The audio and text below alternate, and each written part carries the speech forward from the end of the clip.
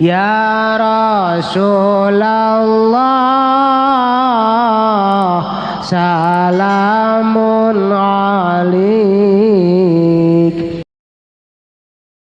Anu kuari nu gugur di Palestina sabaraha ratus manusia aya keanehan tutupan mayit-mayit anak-anak muda anu berjuang. Ternyata baru beberapa menit dibuka seungitna luar biasa. Ketika dibuka wajahna lu teu seuri. Salah satu keajaiban dunia Yerusalem ayeuna seungit langsung ditutup eta teh berita-berita eta.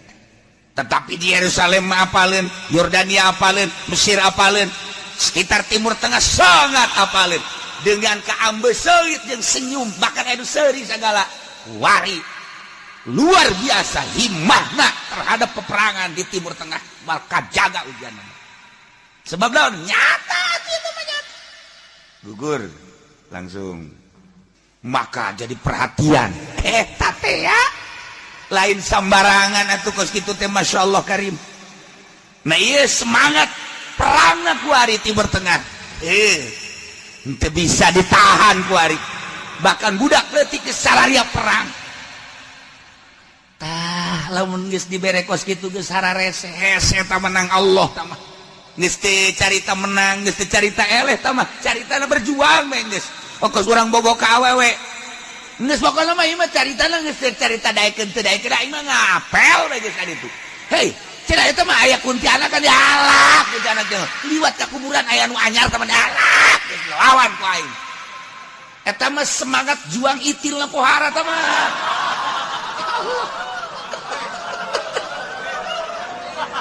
Masya Allah.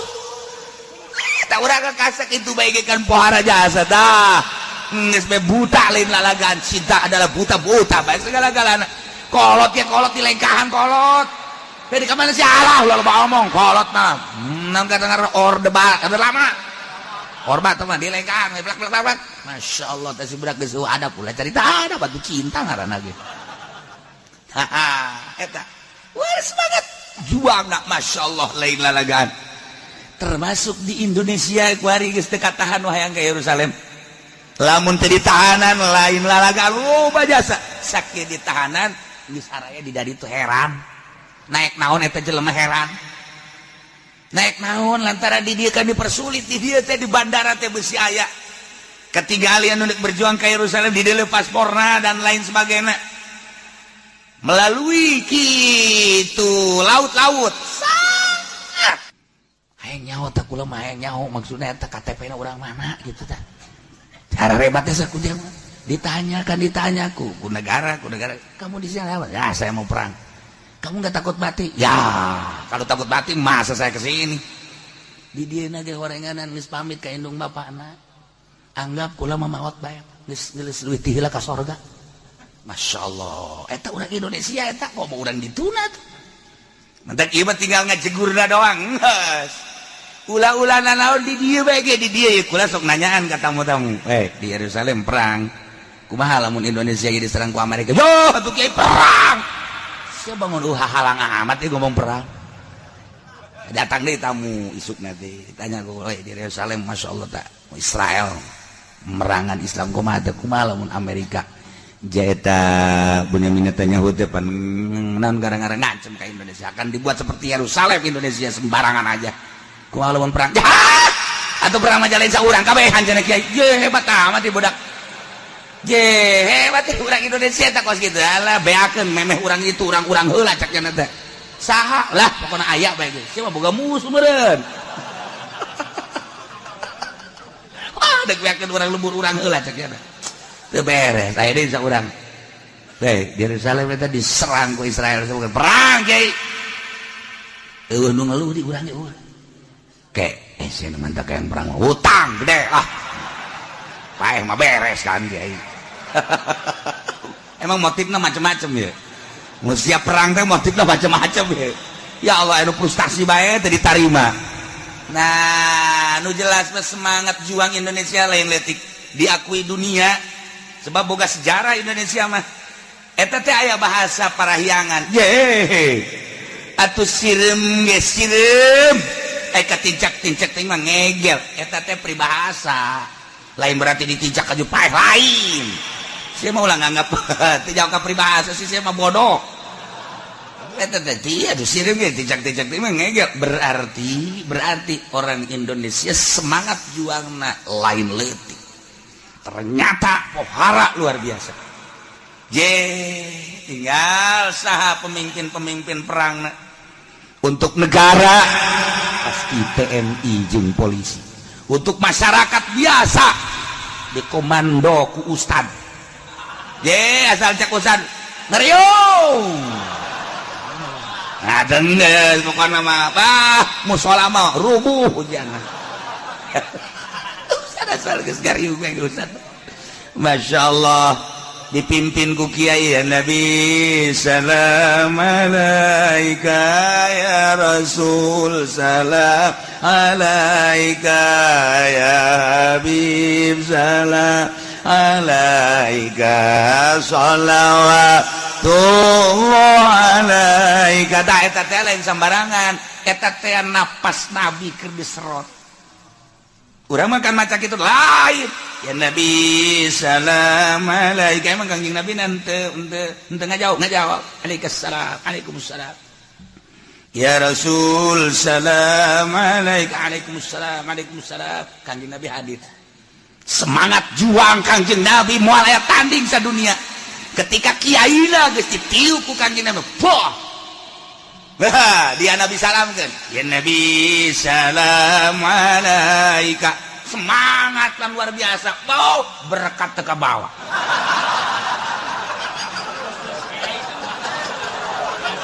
Masya Allah Karim teter boga mulu dan teter kaisinan jawara 3 jawara teter berkat napas kanjeng Nabi eta kakaraknya urusan kos kituna lamun napas kanjeng Nabi geus disambat ku para wali-wali Allah disambat ku para ulama emang kumaha gitu kobaran perang lain timbul ti kiai ruh kanjeng Nabi eta teh tadi haridil mukminin alal kitab kobarkeun terhadap para mukminin merangan kufar tanpa ya halak menang ya'lu wala yu'la alaih eleh sorga Ki Umar kapan kakarak nikah doang Ki Umar mah isuk-isuk begitu beres nikah langsung kangjeng Nabi ngobarkeun perang cek kangjeng Nabi barang siapa orang yang ikut perang memerangi kejahatan-kejahatan memerangi musuh-musuh Allah memerangi musuh-musuh agama tidak akan sulit untuk masuk surga seakan-akan pintu surga di hadapanmu wahai para sahabat andai kata engkau gugur engkau sudah ada di pintu surga andai kata engkau menang Islam ya'lu wa la yu'la alaih berkobarlah bendera Islam silahkan berpikir antara berangkat dan tidak bagi orang yang punya kesempatan kanjeng Nabi untuk masuk surga silahkan di Umar kakarakia doang tas nikah iya korma di dia korma dek di dahar ku Ki Umar cek Ki Umar teh wahai korma maneh ngahalangan aing antara aing jeung lawang surga aing nyaho diri aing kakarak nikah aing dek ngadahar korma moal di dahar ku aing sia korma aing pamit ke pamajikan aing embung antara aing jeung lawang surga kudu kehalangan ku sia korma balangkeun korma cager mah berangkat perang eta kakarak tas nikah can ditoel-toel acan Masya Allah Karim bayangkeun coba semangat perang para sahabat bebeja ka kanjeng Nabi cuma senyum-senyum berangkat begitu perang gugurnya na di medan laga naotnya na kanjeng Nabi tanggah kaluhur pangheulana roh nu asup ka surga Ki Umar sebabnya na ngomong bung kahalangan aing antara aing jeung lawang sorga mun sia korma ku aing di dahar berarti aing kahalangan ku sia keneh iceun korma teu aya kesempatan ngadahar korma acan komo pelukan mah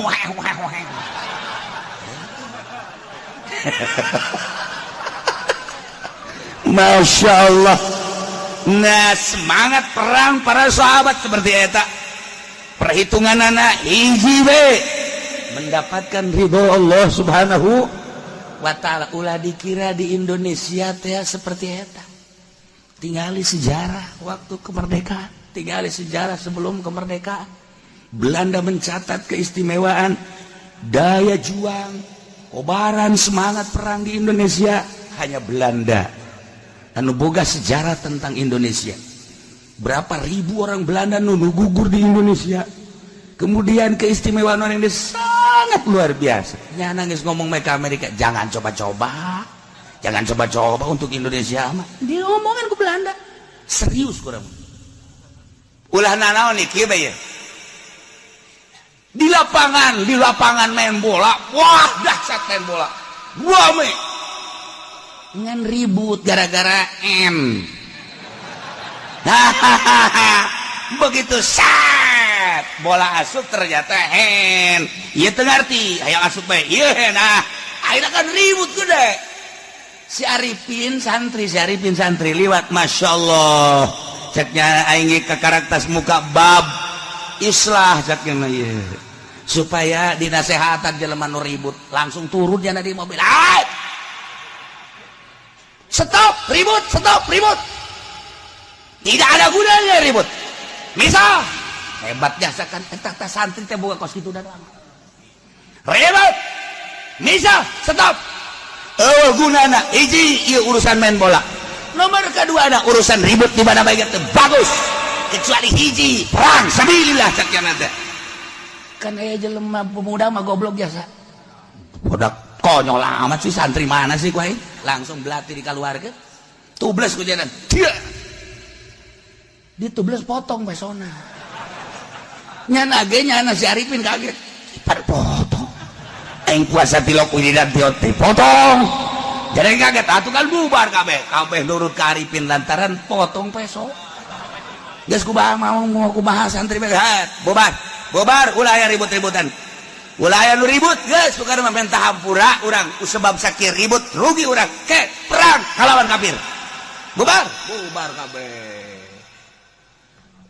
Ribut Arifin gagah jasa.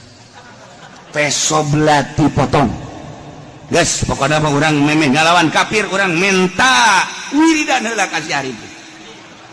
Berduyun-duyun pemuda kabeh lantaran ieu suara perang di Indonesia geus pahar aja saya. Polisi geus teu puguh henteu ka mana. TNI dipergantikeun ku ari can jelas ka mana arahna. Pamarentah bangun tepati melindungi masyarakatna. Maksudna can jelas. Bintik-bintik peperangan ai endek pemilu mah jak kabeh kitu ya geus pemilu mah henteu sabenerna mah. Ngan ieu besi kejadian perang kabeh daratang ka si Arifin menta wiridan. Kena gagah jasa. Kadanan ku ka Yerusalem caknya nu diurang-diurang. Teu bisa caknya teu bisa. Kabeh minta teu bisa emang beneran teu bisa nya mah. Ari eta waktu keribut belah dipotong eta mah kieu caknya kula dek balanja ka toko ka beneran ku guru ditah meuli paranti nyuk sangu tina besi contona ieu tah dek haol meureun jadi ku kula dilepetkeun di dieu di samping nyana tanyana ngabelati pas ka dinya tuh potong pasti jadi lain gagah tak eta karomah santri bae geus berkaromah eta can wiridan sakitu ge Masya Allah ku centong sangu doang potong.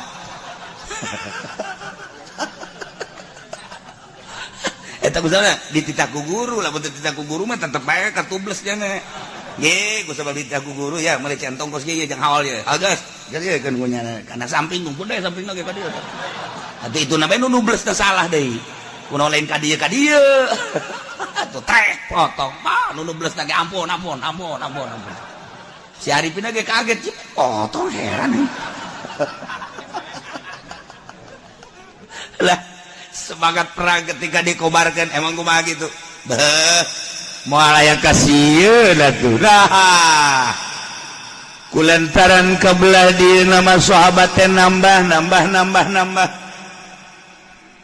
dengan bertambahlah sahabat kadang-kadang kan jelema teh saling andalkeun ai keur ieu mah keur saetikan rasa tanggung jawab teh pohara okos kebersihan di zaman kula leutik lantaran jelemana kurang pati loba eta lurah ketika dek Agustus masyaallah turun ke jalan kararasakeun keneh seluruh masyarakat nyapuan jalan seluruh masyarakat nyeun jalan cai seluruh masyarakat diinstruksikan supaya ngapuran seluruh pagar-pagar berikut tatangkalan jeung imah-imah nu aya di sisi jalan terasa Agustus teh milik urang kabehan masyaallah ketika bendera merah putih ditayakeun ka luhur teh terasa Indonesia ibu pertiwi milik kita ketika Indonesia Raya didengungkeun merasa urang teh bagian daripada bangsa Indonesia ketika menyanyikan burung Garuda urang asa dibawa di luhur burung Garuda asa hiber ku burung Garuda etalah perbedaan anak keur leutik jeung kuari kunaon eta guruna berdedikasi anu luar biasa memiliki tentang pendidikan anak camatna kitu keneh lurahna kitu keneh bupatina ketika kunjungan ke desa ke kecamatan urang terasa dikunjungi ku presiden berbeda tah lantaran saeutikan kabeh merasa tanggung jawab kainget-ingetin bae lamun deuk Agustus tukang tape ti waru deuk kasempatan moal datang kasempatan beak ujianna diborong duitna mah ira meureun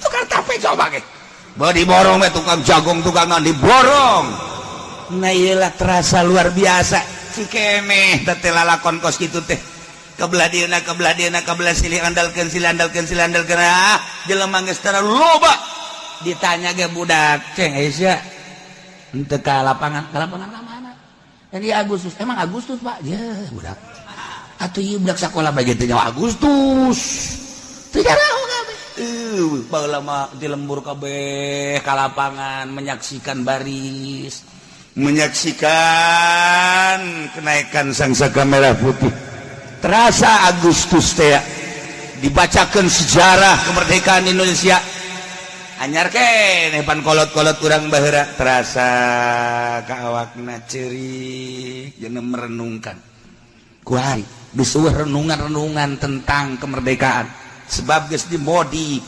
timbullah musuh-musuh negara anggaran PKI timbul di musuh-musuh negara kafir kuari bercokol di musuh-musuh bangsa Indonesia nu ku urang diusir malah ditambahi deui deuk kumaha rasa memilikiنا persaingan ketat di Indonesia kuari politik geus lain politik bangsa Indonesia ekonomi geus lain ekonomi Indonesia geus dimiliki kabeh ku musuh urang berdiri di atas negara nu urang dimerdekakeun teh malah jadi tamu nyana kuari asa jadi pribumi deuk kumaha coba Agustus geus eueuh kemerdekaan geus teu pernah dibacakeun sejarah-sejarah geus hilang kuari PKI nu baheula ditumbangkeun tumbuh kembali musuh-musuh araya deui di urang nyana kuari bercokol di politik di tubuh negara ekonomi geus puguh kuari urang kuari geus teu berdaya eueuh deui ieu ngasa golok kan ngasa golok lah set teh sia ngasa golok yang naon embe mun embe kebo mun kebo celisia geus asal geus kos kitu we geus boleh diajakan ngomong geus aya nu liwat semping bae nya ye kuari jawara-jawara geus mararulai deui ngasah leungeun deui kuari ieu bangun deui ya bisi perang siap deui Jakarta kuari jawarana geus timbul deui besi Jakarta emang kumaha gitu nyepak di dia kena di ditu ya Jakarta emang kumaha gitu itu boga sejarah Jakarta bae atuh pan aya si eta teh asa atuh pan sia nya leuwih jawal matan aing tuh Masya Allah boga si pitung atuh Jakarta Bogor atuh boga talus Bogor ye atuh Banten boga salah asem di dahar di Banten datang ke urang ge teu beak ilegan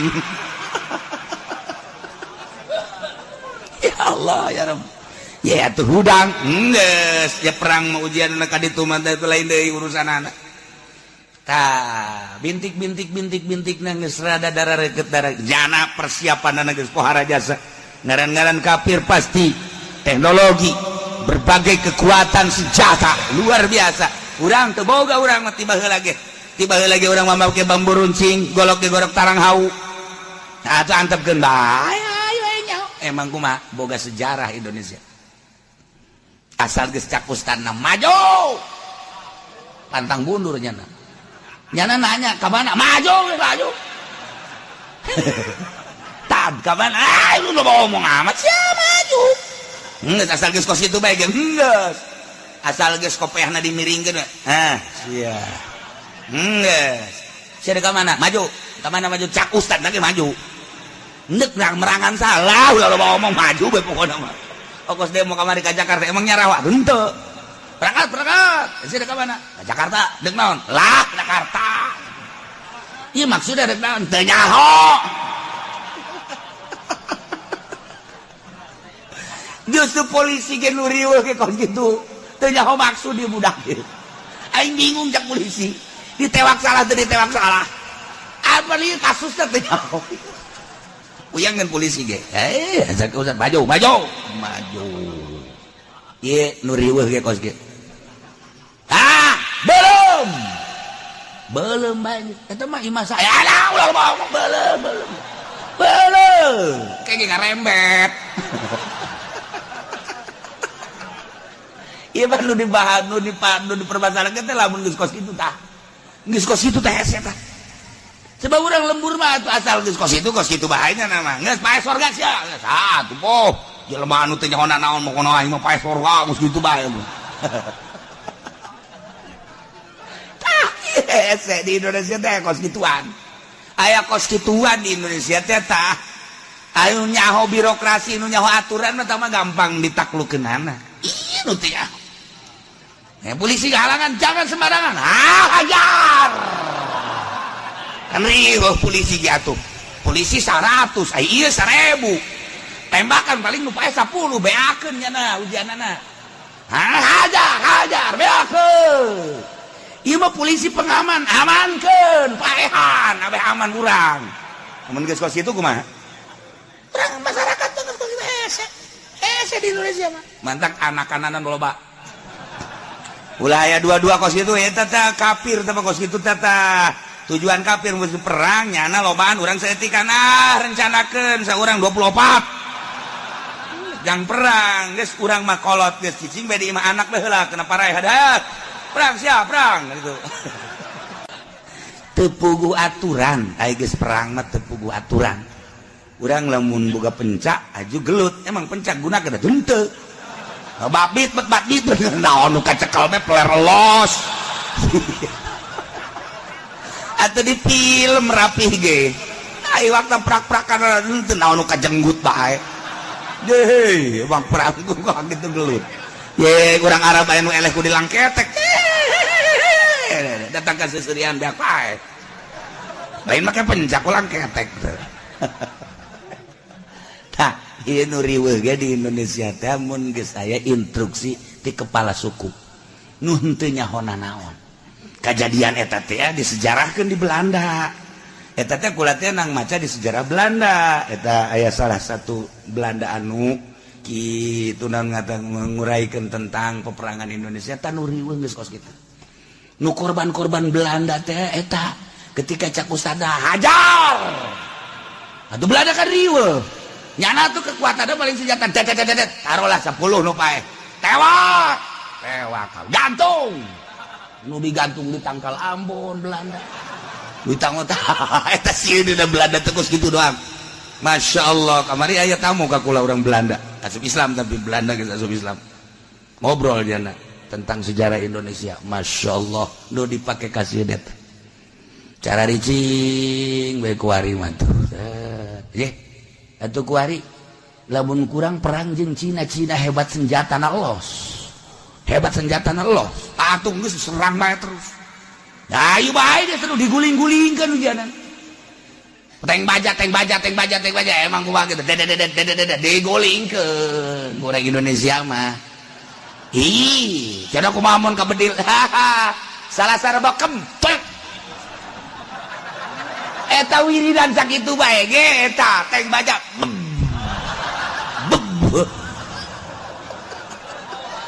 bisa kolot baheula geus siapa lamun aya anjing bantah wajang parati anjing salasar bokep mun aya anjing ngagogok salasar bokep anjing teu bisa nah kuari pake teng bajak salasar bokep sok geura ge ku sia gitu jadi cara puasa heula tuh ge atuh ulah caritakeun puasa tah mah geus kos kitu bae mun teh hirup paes ya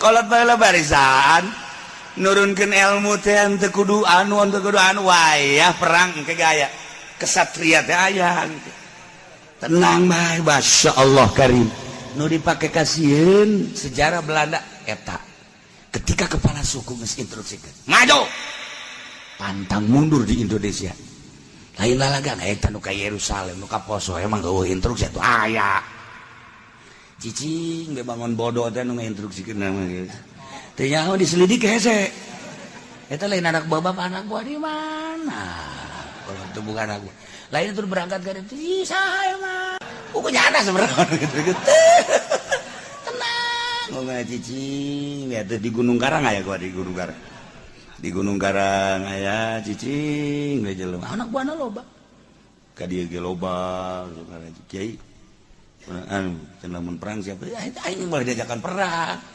helanan gua ngaji bae heula ke lamun geus perang karat beusi bae cenah gua rek perang urang siap siap ge aing tuh ya lo maka aing bajar geper di pandian sia ku aing ya Allah ya Rabbi ieu nu mantek kiai mah baroga empang bae lain jang lauk-lauk teuing lain perang diseuseuh ku aing ya udang ya berangkat seuseuh geus pokona ngahiji jeung kotoran santri leg-leg Gus ya anggap eta teh pelor nah ieu keur carita perang masyaallah si Arifin we ge atuh peso belati poto teu puasa teu naon titah ku guruna nyanana ge nu boga pelaksanaan ngalaksanakeun kitu heran aing mah peso belati ka aing poto orenganan atuh di jerona aya centong besi geus lobaan mah kadang-kadang ketepati tanggung jawab di negara ge paandal-andal orenganan di zaman Kangjeng Nabi ge sahabat teh kos karitu tanpa ngurangan semangat perang ketika Kangjeng Nabi ngainstruksikeun matu pohara ngan kulantaran geus lobaan ku ari mah kamonesan bela diri geus rada mengurang apalin Gusti Allah zaman Belanda mana aya jelema teu boga penca zaman menghadapi kemerdekaan saha anu teu bisa ilmu bela diri tobat lahir ka dunia lalaki awewe dibere ilmu pencakap pokoknya di Indonesia mah ulah dikira nah eta kabehan kan kos gitu sebab situasinya seperti eta nah ketika geus merdeka tadi geus geus eueuh ku ari penca geus eueuh baheula malalakon kulekeun leutik atuh budak santri leutik we batu dikiekeun zet ceger eta teh geus jadi kaulina keletik golok set ya masyaallah ku lagi kaheran ka santri baheula teu teurak bareng di dieu orang rompangna gede ka dieu sial nipu aing tah eta kuskara itu teh cikene ku ari geus areueuh jeung diulah deui ku guru-guruna ge ulah lah ke bae urang terlena ayeuna ku kanikmatan dunia akhirna ketika aya musuhan sieun nah ieu ge nang Allah diberesieun ke semangat perang semangat juang aya di nang Allah deui iyalah sahabat kuari geus mulai teu pati giat ilmu bela diri balap kudana manahna balap lompatna kemudian cara-cara mengendarai onta kuda dan lain sebagainya ilmu bela diri nak pedang dan sebagainya geus rada rendah Allah apalin mentak diturunkeun ku ari mun tadi